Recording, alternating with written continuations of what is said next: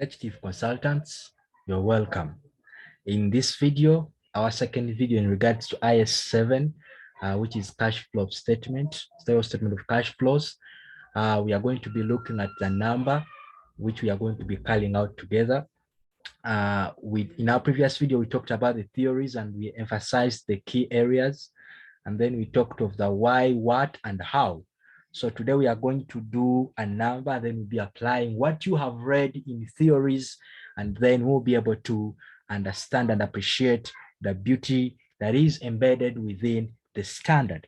So I'm going to open my question, which I'm going to use today, and it is just here. The following balance sheet relates to Agaba and Sons Limited. And then we have the 2 years, 1995 and 1996. So the previous and the current year. As we know, we have to compare. We have the comparability in accounting. So we need to compare the performance in the previous year to the current year. And then the most important thing that I've always been saying is you need to, first of all, deal with the additional information before you can begin to do a number. So I will come and I get my highlighter here so that I can be able to highlight important information.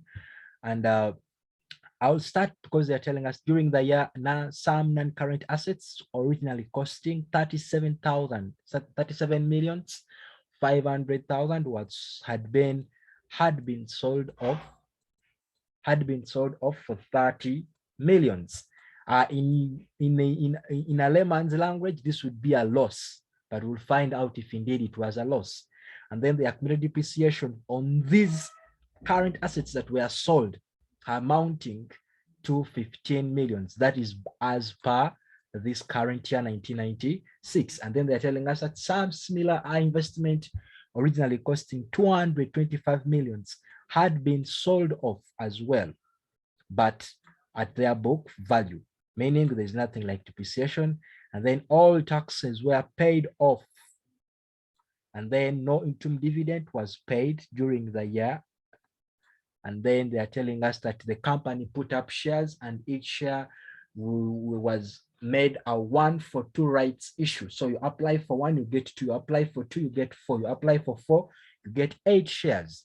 And finally, I prepare Agaba and Sons Limited cash flow statement for the year ended 30th June 1996.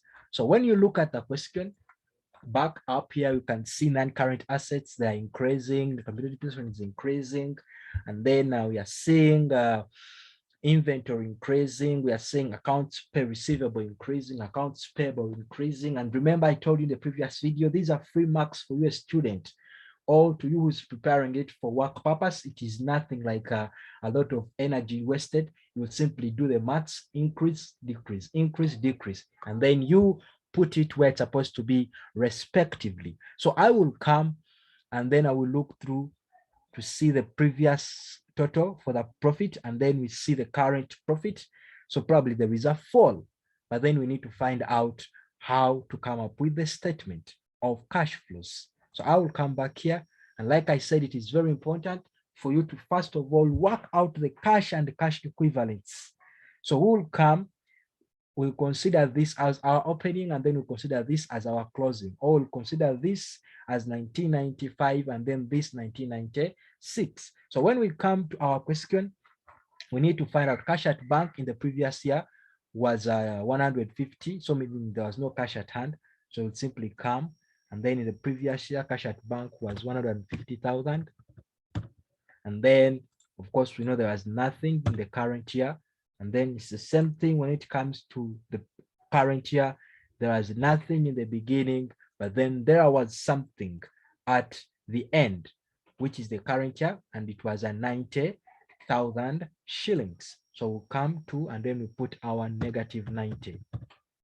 So meaning at the end of our working, we should have these two gentlemen here. So we'll come and then we'll have these two gentlemen here. Anything other than that calls us to check out again if we probably did the right thing. So we will come and then we work on the very first important thing, and that is the profit before interest and tax. We will start with our net profit for the closing year or for the current year. And we've seen that it was, we simply maybe need to come back so that we are sure of the figures. So we can see it is in 795, and then it's 795. Then we know we're going to add our taxes, dividends, and interests. So we will come to the question again back here, and we see our taxes for the current year 285, and then our proposed dividends 195, and there's nothing like interests. So we'll simply come, we put our tax 285, and then we'll come and then we put our dividends 195. Okay, and then of course we know it is a zero here, and we want to less the net for the previous year, so we'll simply put a negative, and then we'll put 1,005,000, and then we'll have to get our profit for interest and taxes. So we'll put sum, open our brackets, and then we add. Then we have 270. Just to be sure, we just need to put commas. Okay, we have 270. So we'll come and then we put our he, and then we'll say this. Once that is done, then we'll move on to depreciation charge for the year. Remember, in our question, we have nothing like depreciation increasing or decreasing. All we have is accumulated depreciation. So we will use the accumulated depreciation account for us to know how much depreciation was charged for the year. So we will come back and then we will use the accumulated depreciation account. So we will still use the balance brought down, or the closing balance for the accumulated depreciation account.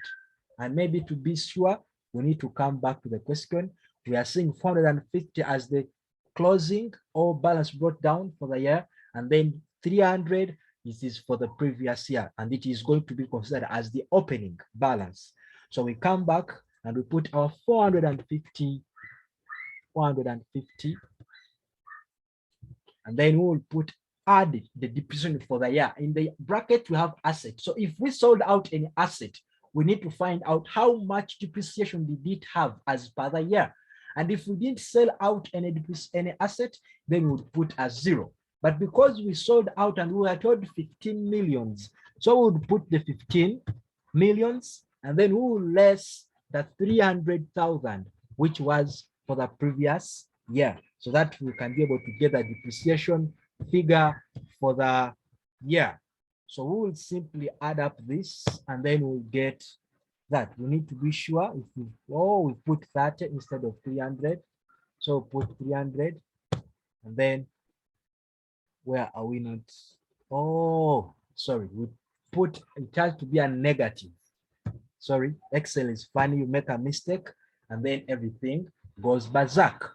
So we now realize that we have our depreciation for the year, and by default of the standard, we need to add it back. So we are going to add back our depreciation for the year, which is 165,000. Once that is done, we have nothing like amortization, so we'll put nothing.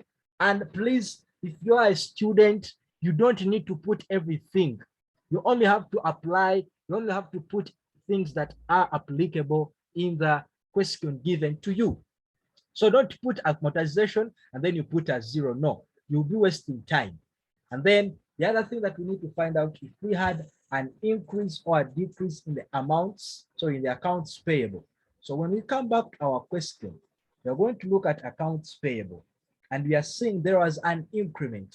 So how much of it was? We are going to say 1,185,000 with less than 975,000, and we get 210. And remember, we said if accounts payable are increasing, then that calls for an inflow. So we will say there was an inflow of 210,000. Okay, and then we will move on to accounts pay receivable. Remember, I told you this is the easiest part when it comes to operating activities. You're simply lessing and finding out if there was an increment or a decrease. So we are going to see what happens if there is an increase or a decrease in our receivables. So we'll come back to our question, and then we'll open back the question and look at receivables, and still we are seeing an increment. because when you say 200, when you say this minus this, you're getting a total figure of 300. So we'll come and then we put an outflow of 300. So we'll put our outflow of 300,000, and then we will come to account to inventory, which still under working capital. And then we look at our inventory. Our inventory increased from 600 to 1.50. So that means there is a difference of 450,000. When you press on your calculators, please. So I will come and then I say there is also an outflow of 450,000. So once that is done, then you need to find out, did you make a loss or a profit on the asset that we sold? So I will come to the disposal account. I will put the selling price, which we know very well by now because you took notes, 755, sorry, it was 3 millions. So we'll put the 3 millions, and then we add the depreciation of 15 millions. And then we'll put the actual cost, we'll less the actual cost of 37500 for us to understand if we had a profit or a loss.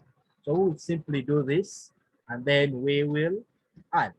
And once that is done, we need to be sure, okay, let's just put the actual figures in total, in full rather, so as to be certain.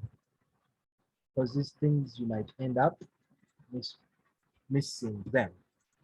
So we'll put the real figures, and then we'll come here as well, and then we put 37.